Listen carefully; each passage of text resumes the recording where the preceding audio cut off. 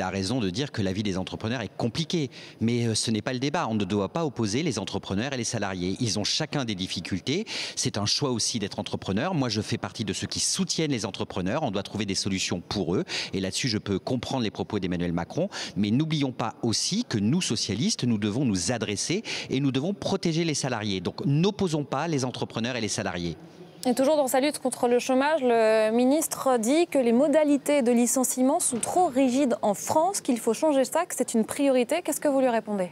Je lui réponds que contrairement à ce qu'il pense, ce n'est pas parce qu'on licenciera plus facilement qu'on embauchera. Aujourd'hui, le problème de la France, ce n'est pas de licencier, c'est de trouver des emplois, de trouver des débauchés économiques. Et donc, je considère que c'est une provocation qui, une fois de plus, est choquante et qui ne va pas dans le bon sens. Vous savez, par exemple, ces propos sur l'indemnisation des chômeurs, de mon point de vue, ne sont pas acceptables. Ce sont des propos qui sont blessants et choquants. Moi, je ne connais pas de chômeurs de longue durée qui se complaisent dans sa situation.